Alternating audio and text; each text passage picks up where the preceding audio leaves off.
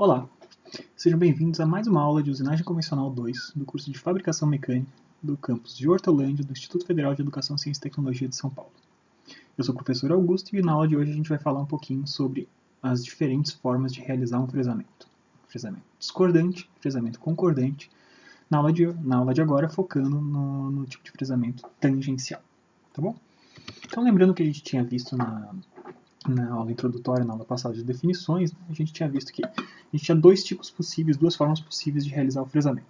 Quando o eixo da fresa era paralelo ao eixo da mesa, a gente utilizava só a parte periférica da fresa, que a gente chamava de fresamento tangencial ou fresamento periférico. E quando o eixo da ferramenta era perpendicular à peça, a gente estava utilizando tanto a lateral da fresa para fazer a usinagem, quanto a própria cara dela, e por isso ela é chamada de fresamento frontal, certo? Então, na hora de agora, a gente vai falar só sobre, vamos encarar simplesmente fresamento tangencial e as duas formas possíveis da gente realizar esse fresamento, de forma discordante ou de forma concordante. Tá bom? Então, vamos seguir. Então, o fresamento tangencial discordante, a gente observa um aumento progressivo da espessura do cavaco. Então, vamos primeiro definir o que é o discordante e o que é o concordante, né?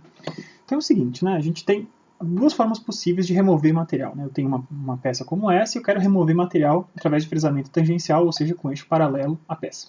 Então eu posso ou fazer essa rotação da fresa no sentido horário ou no anti-horário, dependendo da forma como essa peça está chegando. Quando existe uma discordância entre o que está acontecendo com os dentes que estão entrando na zona de corte, na parte de baixo, e o movimento da peça, eu chamo isso de fresamento discordante, né? Então, a peça tenderia a entrar na zona de corte por conta do movimento de avanço, e os dentes que estão entrando em corte tendem a empurrar ela como se quisesse empurrar de volta da direção de onde ela veio, de fora da zona de corte. Então, eu estou fazendo uma força para entrar a força de avanço para entrar na zona de avanço, e esses dentes estão querendo empurrar essa peça de volta para o lugar onde ela veio, e por isso discordante. Em contraposição a isso, a gente tem o processo concordante, que é quando a gente tem os dentes de fresa meio que mordendo e puxando essa peça para dentro da zona de corte. Então a peça está vindo aqui, está sendo acionada, e a partir do momento que essa fresa está entrando em contato aqui, esses dentes que estão entrando em contato estão agora nessa parte aqui, eles estão puxando essa peça para dentro da zona de corte, meio que acelerando esse movimento de avanço. Tá bom? Então essa é a diferença entre os movimentos discordantes e concordantes. Tá? Então no movimento discordante, como a gente estava falando, né, é basicamente esse caso aqui. Tem a minha figurinha aqui. Tá? Movimento discordante, eu estou fazendo esse movimento. Né? Eu tenho a peça entrando na zona de corte segundo essa seta marrom, e eu tenho os dentes ali, começando na parte de baixo, esses dentes tentando começar esse corte na parte de baixo, indo até a parte de cima, né? Na parte da superfície usinada já está aqui embaixo. Estou começando esse corte pela parte de baixo e vou sair pela parte lá de cima. Tá bom? Nessa posição que eu estou dizendo. Né? Lembra, baixo e cima tudo depende da posição de fixação. Eu poderia ter um fresamento discordante com a peça fixa na vertical, e nesse sentido baixo e cima não faria muito sentido. Tá? Mas para essa posição que a gente está desenhando, estou fazendo essas referências. Tá bom? Então o que a gente tem, o que está acontecendo nesse cara? Né? Existe um aumento progressivo da espessura do cavaco. No começo do corte aqui, esse dentezinho próximo aqui, que ainda não está na zona de corte, mas que logo vai entrar na zona de corte, ele vai encontrar uma superfície já usinada aqui de baixo, ele vai começar a cortar a partir da superfície já usinada previamente. Começando a cortar a partir da superfície já usinada previamente, ele tem que começar a cortar com uma espessura praticamente zero. Tá? Ele começa a cortar bem pequenininho. À medida que ele vai progredindo, na hora que ele vai cortando, né, essa fresa vai girando e a peça está avançando, então na hora que ele for sair de corte, ele tem um aumento progressivo dessa espessura de cavaco. Tá? Vou desenhar aqui em preto o caminho que esse dente vai fazer, tá? E já mostro para vocês. Então, à medida que ele for cortando, ele vai seguir um caminho como esse. O dente que entrou na zona de corte agora, ele vai começar com uma espessura zero, e à medida que ele está saindo, esse cavaco está aumentando a espessura. Né? Você está vendo que esse formatinho de vírgula é o formato do cavaco que está sendo removido pelo dente que está entrando na zona de corte. Então vamos pensar o seguinte, né? No começo, quando ele está começando a cortar, ele está encontrando uma superfície muito fina para cortar. Né? Praticamente não tem material ali para ele conseguir começar a cortar. Tá? Então ele está precisando atritar bastante nessa superfície aqui de baixo, né? Até ele conseguir começar a cortar de fato, né? Não é imediato que simplesmente encostou o dente e ele começa a cortar. Eu preciso passar por aquelas fases de formação de cavaco que a gente já discutiu e vai voltar a discutir. tá? Vocês já viram na disciplina anterior, e a gente vai voltar a discutir um pouquinho mais para frente, tá? Então eu preciso pegar o quê? Eu preciso começar a deformar aquele cavaco, ter uma certa massa de cavaco ali encostada na ponta da ferramenta, para que a gente atinja a tensão de ruptura em alguma parte daquele material, para começar a formar aquele cavaco. Então isso demora um certo tempo, né? Eu preciso trabalhar em cima do material, e isso está sendo feito sobre um material que tem uma espessura muito pequena. Então eu tenho muito atrito na entrada desse cara, e além disso até eu conseguir começar a cortar de fato, e além disso eu estou fazendo esse atrito numa superfície que já foi usinada anteriormente, né? Então ninguém mais vai passar e cortar nessa parte aqui que já foi cortada anteriormente. Então se eu estou atritando e prejudicando a qualidade superficial nessa região, logicamente eu vou estar criando um problema de qualidade superficial. Além disso, essa superfície, como ela já foi usinada pelo dente anterior, ela tem uma característica de encruamento bastante grande, né? Então ela já foi deformada, já passou por esse processo pelo dente anterior, então eu estou encontrando uma superfície que é mais resistente, uma superfície que tem mais encruamento do que tinha acontecido anteriormente. Tá? Além disso, então, quando eu for começar a cortar um processo discordante como esse, eu preciso, como eu tinha falado para vocês, amassar um pouquinho esse material até ele começar a ter material que chega sobre a cara da ferramenta para conseguir cortar. Isso quer dizer o quê? Que esse dente, na hora que ele entra em corte, ele começa esmagando um pouquinho esse material para baixo, né? Então essa peça que estava aqui, ela sente uma força sendo empurrada para baixo, até o momento que ela começa a ser cortada. Lá pelas tantas que ele progride o corte está progredindo bem, na hora que ele for sair aqui para cima, ao sair ele faz uma força para cima. Então ele começa empurrando essa peça para baixo, ao sair ele puxa a peça para cima. Empurra para baixo, empurra para cima. E isso traduz-se num movimento de vibração nesse sentido, num movimento contrário, no movimento perpendicular ao movimento de avanço. Né? O movimento está aqui e a gente está gerando uma vibração perpendicular a esse movimento de avanço. Tá? Então isso também é um fator que prejudica um pouco a qualidade superficial do que está sendo gerado. Então a gente já viu que tem dois motivos básicos que nos levam a uma pior qualidade superficial num corte discordante. A gente está atritando numa superfície, que é a superfície já definitiva daquele material, eu não consigo começar a formar cavaco de uma forma constante, preciso de uma forma limpa, vamos dizer assim, né? Eu tenho que primeiro atritar um pouco, até acumular um pouco de cavaco para ele começar a ser cortado. Então eu estou arranhando, atritando aquela superfície que já é a superfície definitiva. E por outro lado, eu também estou fazendo componentes de força que fazem essa peça subir e descer para dentro e para fora da fixação. Isso também gera um certo problema de qualidade superficial. Tá? Então, deixa eu só subir aqui para vocês. Então, vocês estão vendo, né, agora num desenho de uma qualidade um pouco melhor, né, basicamente esses desenhos, o que eu estava mostrando para vocês na minha figurinha ali. Né, então, a espessura no começo de corte é mínima, né, a espessura é zero, e no final de corte a espessura é máxima, quando a gente tem um processo discordante. Tá? Então agora vamos ver o que acontece no processo concordante. Tá? Então no processo concordante a gente tem uma outra figurinha. Praticamente tudo que a gente tinha falado antes, acontece agora o contrário. Tá? Então deixa eu aparecer aqui para vocês. Então agora é o seguinte, né? Como eu tinha descrito anteriormente, um processo concordante acontece aqui. Eu tenho um movimento de avanço trazendo essa peça para dentro da zona de corte. E esses dentes aqui, eles começam a pegar essa peça da parte de cima em direção à parte de baixo.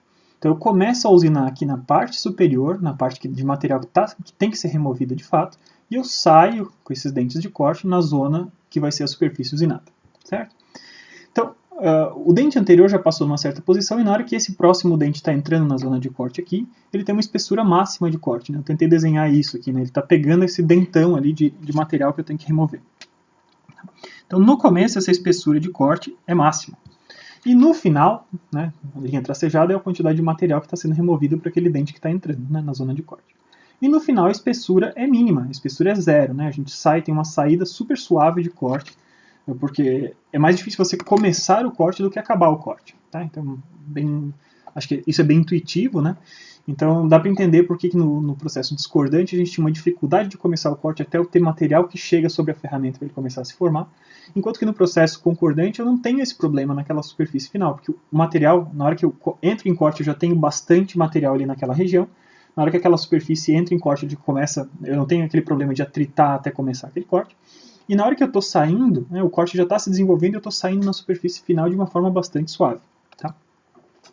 Então, um dos problemas que a gente tem no processo concordante é esse, né? A gente tem, claro, a saída de corte é melhor, mas a entrada de corte também tem um certo problema, né? Se no processo discordante o meu problema era atrito na entrada, No processo concordante, agora eu tenho um problema de impacto. Esse dente, 1 milésimo de segundo antes, ele não tinha força nenhuma sobre ele. A partir do momento que ele entrou em corte, ele tem uma força máxima, né? Vai ser a máxima força de corte que ele vai ter que fazer ao longo de todo o processo. Então isso está dizendo que eu tenho um impacto sobre os dentes. Tá? E isso pode ser uma coisa importante, especialmente quando eu tenho materiais que sejam bastante duros. Tá bom? Né? A superfície que seja uma superfície bastante dura, isso pode ser um problema. Tá? Então, como eu tinha explicado para vocês, a saída de corte é super suave, né? E a saída de corte acontece na superfície final, então isso faz com que o processo concordante tenha uma melhor qualidade superficial. Tá? Além disso, é bastante fácil de vocês enxergarem que em nenhum momento essa peça está sendo puxada para fora. Né? Pensa, no discordante, quando a gente estava saindo antes, né, esse dentinho, ao sair, ele estava puxando essa peça para fora da fixação, né, fazendo com que essa peça se deslocasse para cima. No concordante, em nenhum momento essa peça está sendo puxada para fora. Ao entrar no corte, ela faz essa força o dente faz essa força para baixo e em nenhum momento ele vai puxar essa peça para cima. Ao sair do corte, a direção daquele dente está sendo orientada nesse sentido. Então, por conta disso, o processo concordante tem menos vibrações. Tá bom? Então, deixa eu subir aqui de novo para vocês. Tá? Então, agora a gente estava falando de forças de corte nesse sentido na direção vertical, né? Se estava para dentro ou para fora da fixação, né? Vertical, do jeito que eu desenhei as figurinhas, tá? Mas a gente também tem forças de corte aparecendo no sentido horizontal, no sentido do avanço mesmo. Né? A gente vai discutir um pouquinho sobre ele. Tá? Então, relembrando que a gente tinha falado, né, no discordante, na direção para dentro ou para fora da fixação, a gente tem esse vai e vem por conta da força que se alterna. Né? A força que uma hora empurra a peça para dentro e outra hora puxa a peça para fora da fixação. Isso é uma fonte de vibração importante. Tá? Por outro lado, a força de avanço, né? Então a força que acontece nesse sentido horizontal, do jeito que eu estou desenhando aqui, ela está sempre sendo resistida da mesma forma. Já vou explicar por quê. Né? Lembra da definição do que é um processo discordante? Né? Então os dentes estão gerando uma força no sentido contrário do movimento de avanço da peça. A peça está vindo para o lado de cá, e esses dentes, quando entram em corte, eles estão empurrando essa peça de volta. Tá? Então o que está acontecendo sempre? Eu tenho uma força, né? Imagina que eu tenho alguém que está empurrando aquela peça para ir para diante. Tá bom? Isso está sendo empurrado ali para diante. E na hora que esses dentes discordantes encontram essa peça, eles estão empurrando de volta. Então eu já estava fazendo uma força, né? Empurrando, eu já tinha uma mão aqui empurrando esse cara para frente. E na hora que esses dentes entram em corte, a única coisa que aconteceu foi que essa força aumentou um pouquinho de tamanho. Mas ela continua sendo orientada nesse sentido. Então eu estou só fixando cada vez mais, né? Estou fazendo com que esse mecanismo de acionamento do avanço esteja cada vez mais travadinho. Né? Ele já estava acionado e ele está cada vez mais travado contra uma parede que já estava fixa. Tá bom?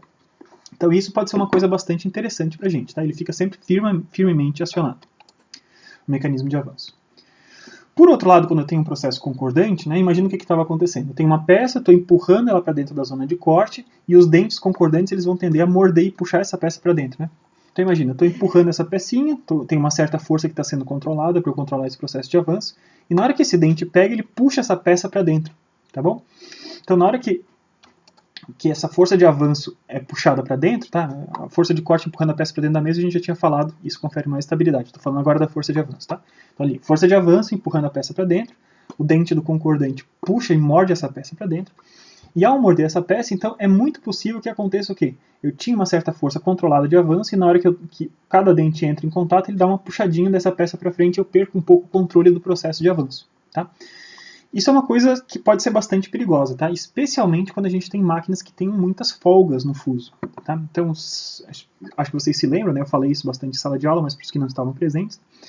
Muitas vezes o acionamento do mecanismo de avanço é feito, né, em qualquer máquina manual do torno que vocês tenham na fresadora, né, isso é feito por um sistema de parafuso e cremalheira. Tá? Então você tem um parafuso e em cima dele você tem um pente, né, uma cremalheira. Então, por conta da fabricação desse cara, você tem um pouquinho de folga entre eles. Né? Você lembra do torno, quando você estava operando o torno? Você girava o torno num sentido, na hora que girava no outro, vocês tinham quase lá um quarto de volta, pelo menos, ou muitas vezes até meia volta da sua manivela, em que nada acontecia. Que era o quê? Era a distância para aquele mecanismo que estava girando as coisas para um lado, caminhar para o outro e começar a acionar para o outro. Tá? Então, você mexe o parafuso, mas até a cremalheira se mexer por conta da folga, existe um lag, aí uma distância de tempo entre essas duas coisas acontecerem juntas. Tá?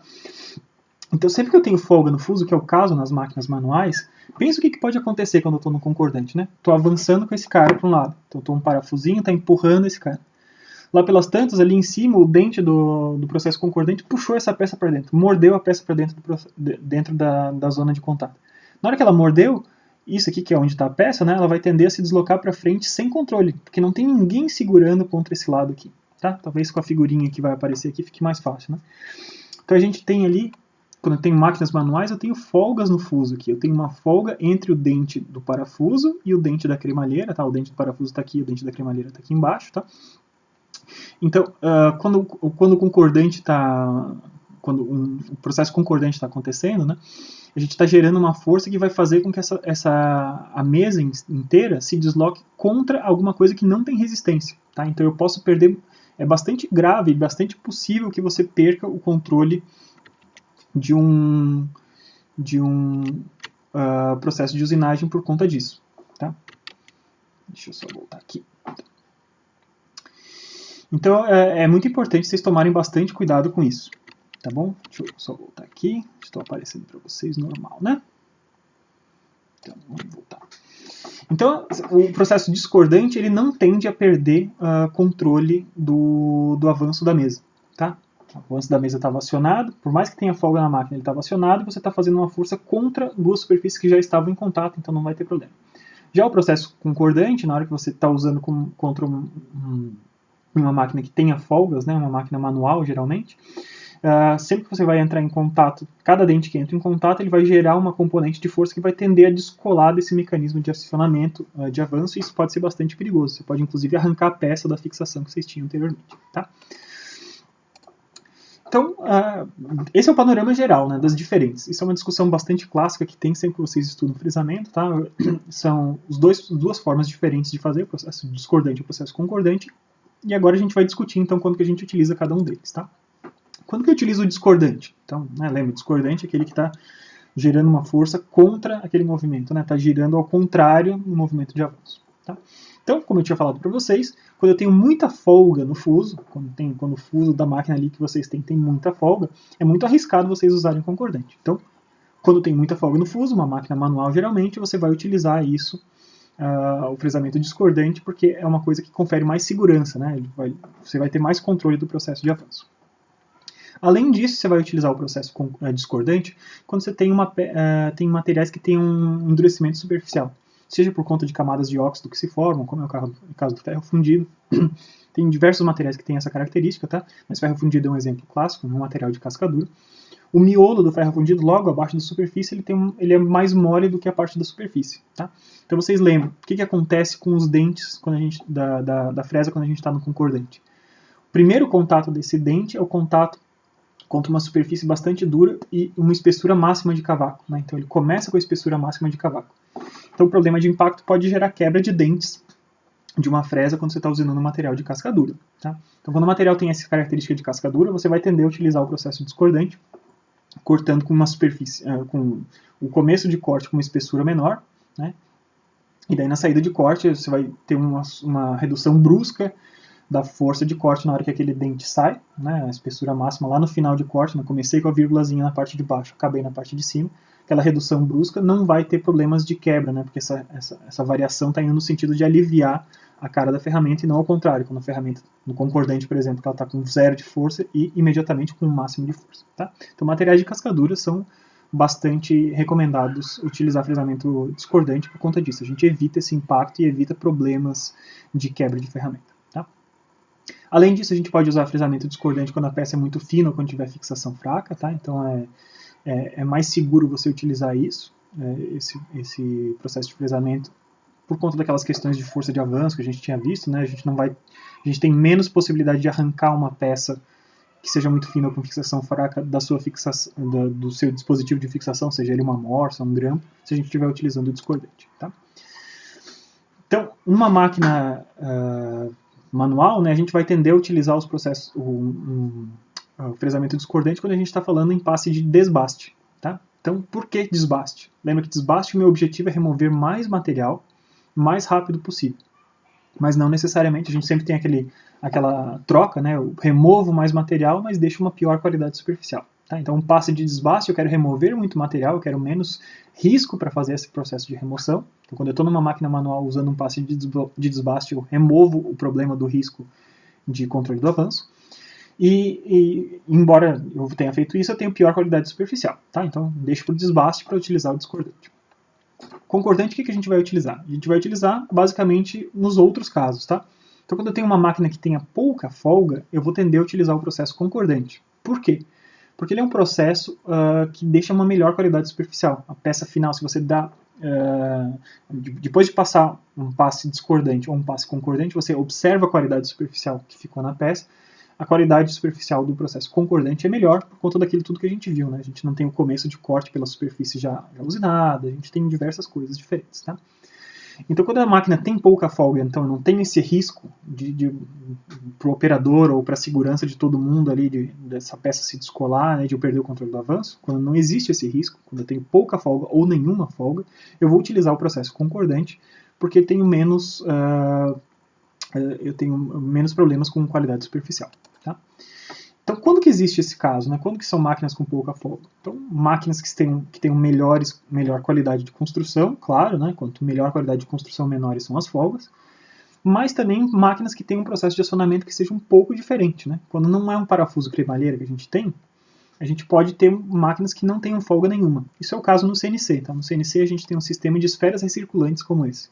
No lugar de eu ter um parafuso e uma cremalheira que tem uma folga entre eles, o CNC ele tem uma bolinha que faz uma conexão entre um parafuso que gira e uma capinha que está ligada à mesa, por exemplo. Tá? Então esse parafuso, ao girar, ele não tem folga nenhuma porque eu tenho uma bolinha que faz o contato entre essas superfícies. Eu tenho uma bolinha muito precisa, usinada, né, fabricada de uma forma muito precisa, que ela encosta tanto na parte da frente quanto na parte de trás da espira desse parafuso, tá? Então, à medida que eu vou girando ele para um lado ou girando ele para o outro, ele está sempre apoiado dos dois lados. Isso é o que a gente chama de sistema de esferas recirculantes. Tá? Essas esferas recirculantes evitam as folgas e garantem mais precisão na mesa. Tá? Então, como eu tenho isso nas máquinas de CNC, eu posso sempre, né, ou prioritariamente, usar fresamento concordante no CNC. Quando que no CNC eu não uso? Naqueles casos de exceção, como os materiais de cascadura e essas peças muito finas. Né? Então, são exemplos que a gente tem. E finalmente, quando é que eu uso um passe concordante? Eu vou utilizar um passe concordante em passes de acabamento, mesmo em máquinas manuais. Por que eu posso utilizar em passes de acabamento? Porque eu tenho menos profundidade de corte. Menos profundidade de corte, menos força de corte, menos possibilidade de eu arrancar e perder o controle da minha peça. Tá? Então lembra, passe de desbaste é um passe onde eu estou removendo muito material. Eu vou fazer isso de forma discordante na máquina manual. Num passe de acabamento, eu posso fazer isso de forma concordante numa máquina manual mesmo, porque eu tenho menos força de corte envolvida e menos riscos associados a isso. E com isso eu ganho aquela qualidade superficial que eu tinha dito para vocês anteriormente, ali, que é uma característica do processo de fresamento concordante. Tá? Então vamos lá, isso aqui é um quadro resumo, tá, de tudo que a gente tinha falado, das diferenças entre o discordante e o concordante. Tá? No discordante, aumento progressivo da espessura do cavaco. Começo cortando pela superfície final com espessura zero e saio com espessura máxima. No concordante, ao contrário. Começo pela superfície a ser removida com espessura máxima e saio de corte com espessura zero, né, aquela vírgulazinha acabando, na superfície já definitiva. No discordante, eu estou começando o corte pela superfície final da peça com espessura muito fina. Então, portanto, eu tenho uma característica de arranhar a peça muito antes de eu começar a cortar de fato. Já no concordante, eu começo o corte pela superfície que tem que ser removida. E eu estou saindo de corte na superfície final da peça. Então, eu estou saindo de corte de forma suave numa superfície final. E isso confere melhor qualidade superficial, em contraposição à pior qualidade superficial que tinha no processo discordante. Deixa eu sumir aqui da frente de vocês, tá? Então, em termos de vibração, no processo discordante eu tenho mais vibração. Por quê? No começo eu estou puxando a peça, eu estou empurrando a peça para baixo, né, para dentro da fixação, e no final eu estou puxando ela para fora da fixação. No concordante, não. Em nenhum momento essa peça é puxada para fora da fixação, ela é sempre empurrada para dentro da fixação, então eu tenho menos vibrações na direção transversal ao avanço. Tá? No discordante, a força de corte força sempre a mesa contra o mecanismo de avanço, então eu tenho menos risco de perder o controle desse processo. Então isso, nas máquinas que eu tenho folga de fuso, né, isso é bastante recomendado a gente utilizar o processo discordante sempre que possível. Por outro lado, no concordante, a força de corte acaba mordendo a peça para dentro da zona de corte e isso gera um risco grande com máquinas de folga, máquinas que têm bastante folga no fuso, máquinas manuais, porque isso vai forçar a mesa a se deslocar contra uma direção, numa direção que não tem resistência alguma, né? Dentro daquela folga ninguém vai resistir a esse movimento, isso pode dar um tranco, um solavanco bastante grande. Por conta dessas questões todas, o processo discordante é considerado como padrão nas máquinas de usinagem manuais, para grande parte dos processos, né? Claro que você pode utilizar concordante para fazer um passo de acabamento ou outro, mas o padrão, a maior parte dos processos você vai fazer discordante nas máquinas manuais. E por sua vez, no concordante, como a gente não vai ter o risco de trabalhar contra as folgas por conta do sistema de fuso de esferas de CNC, ele é considerado o padrão na usinagem CNC. Tá bom? Então, espero que vocês tenham gostado da aula, tá? Logo em logo a gente volta com mais uma aula discutindo como é que essas coisas funcionam, não só para o fresamento tangencial. Por enquanto, tudo que a gente estava falando tinha a ver com o fresamento tangencial. E a gente vai mostrar então como é que isso funciona também para o fresamento frontal, que além de a gente ter o processo concordante e discordante, a gente também pode ter um caso combinado entre esses dois caras por conta da geometria das coisas que acontecem. Tá? Se vocês ficaram com dúvidas, deixem aí no fórum de dúvidas da disciplina no Moodle ou mesmo nos comentários do vídeo. Tá bom? Muito obrigado, bons estudos e até a próxima.